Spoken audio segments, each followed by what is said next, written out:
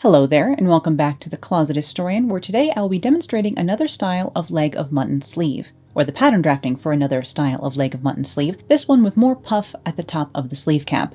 And I'll be showing you what this sleeve looks like used on my 1890s inspired blouse pattern from last week, but you could also easily use this sleeve style for 1930s designs or even early 40s designs, as there was a big resurgence of this sort of style of sleeve at that time as well.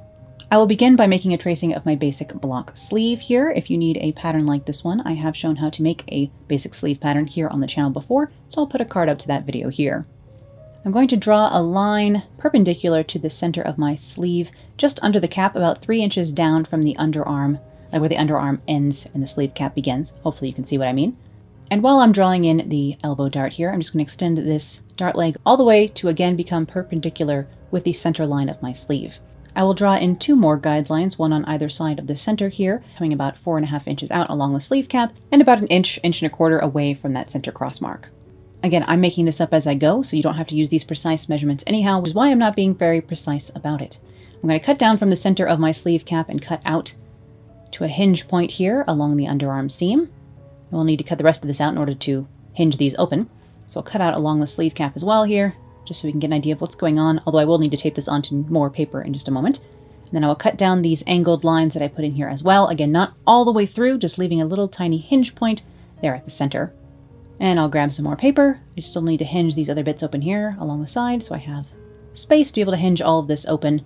And I will tape down the main body of my sleeve onto a new piece of paper here, so I have a little bit of room to work. Now I'm just going to introduce some fullness into the top bicep area of my sleeve by opening this up. This is why I leave these pieces sort of hinged, so I can open this up as much as I want, get an idea, get a feel for what's going on, and then tape it down. The more you open it up, the more fullness and the larger your sleeve is going to be up here, so you can make it a larger leg of mutton sleeve easily just by widening this up and adding more width down the center of the sleeve. As you can see, I have about maybe 3/4 of an inch down the center of my sleeve here, and I will draw in a new center line so that it doesn't get lost.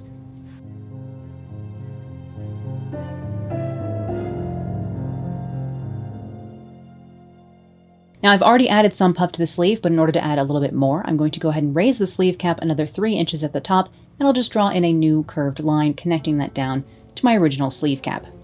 You can add more height or more width. I've already added a little bit of both with that first modification, and then by drawing this height on here, it will again add in a little bit more height.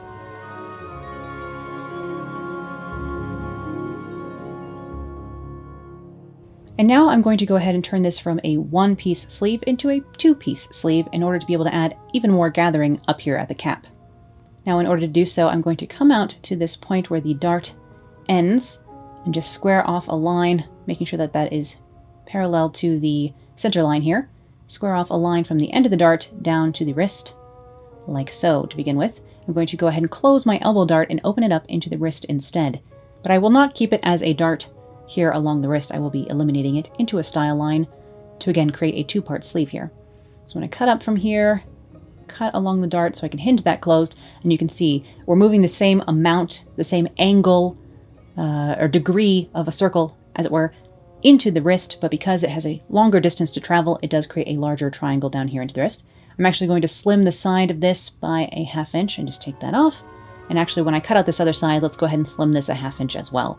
You do want to be careful when slimming your standard sleeve that you don't slim it too much that your arm no longer fits in it. So do be careful, measure your arm and measure the sleeve at several points along the way here if you're going to narrow it like I have. Now I will just draw in a subtly curved line from where that dart point ended, up about 3 or 4 inches from the underarm here on this back side of the sleeve, up into the sleeve cap. I can then go ahead and separate this along this style line, like so, and now I have a back under sleeve piece. There are many reasons to create multi-part sleeves, but I'll show you why I'm doing it in just a moment here.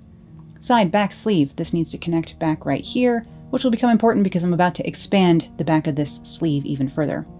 But of course, as I have added a style line and this needs to be sewn back together later, I will need to add seam allowance, so I'm going to go ahead and do that. If you're new here, I do have seam allowance on my side seams, everywhere on my block patterns already, so I only need to add seam allowance on my patterns additionally where I've cut them apart. And I know a lot of people like to work with no seam allowance on their patterns, just not one of those people. I will again narrow my sleeve just a little bit more down here where that seam will join up, so I took another 1/2 inch off and just narrowed that up towards where the elbow dart was. And again, I will add my seam allowance on here before I forget. But now I'm going to go ahead and add even more gathering up into the top of this sleeve. I have 2 lines coming from the underarm area over here, and then 1 more drag line, as it were, drawn up into the sleeve cap. Again, I'm adding these kind of willy-nilly, but basically I have 2 lines below and 1 up into the sleeve cap. You could do 1 down here and 2 up into the sleeve cap. You can add as much or as little gathering as you want into this area. I'm just going to add a little bit more so that this looks a little bit more rouged and full in the back when you have the back view of my sleeves. I will then open this up, adding about 2 inches or so of fullness into each of these splits that will eventually gather down into the back style line of the sleeve. Just tape down that. Lots of floops on here that I still need to tape down. Lots of tape being used in this design in general.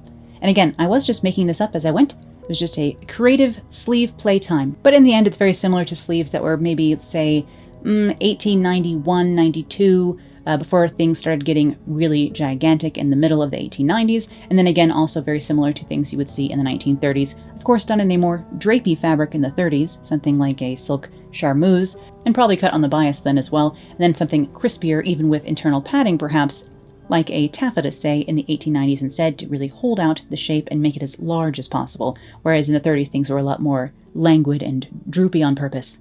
But after I have all my fullness taped down, I went ahead and finished off that seam allowance, smoothed everything off up there as well. And all this additional fullness will gather down into the top of this back style line, and then all of the sleeve cap fullness will of course gather down into the arm side when I set in these sleeves. Now unfortunately, because this sleeve style was a bit of an experiment and like creative playtime over here on the pattern drafting table for me, I did not film myself sewing these sleeves together, so hopefully you get the general idea.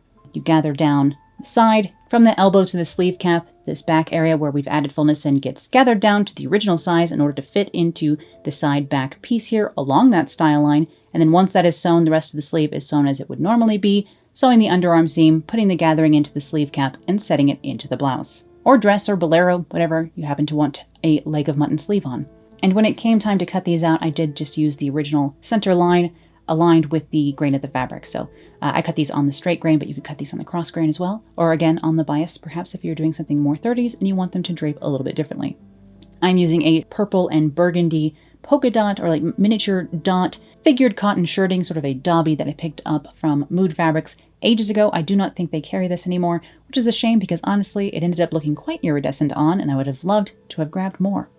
But here is what this sleeve looks like, all sewn up and then set into the same blouse pattern that I used for the orange silk blouse last week. So if you'd like to see how to make the rest of this pattern, you can watch that video from last week. I can put it up in a card here.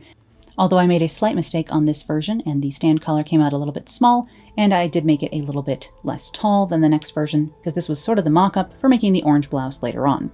I hope you still enjoyed this little mini video. I will have another video coming out within the next couple of days here, several days, depending on how fast editing me gets to work. But thank you as always for watching today, and I'll be back with more sewing, vintage fashion, costuming, and crafting real soon, so I'll see you then.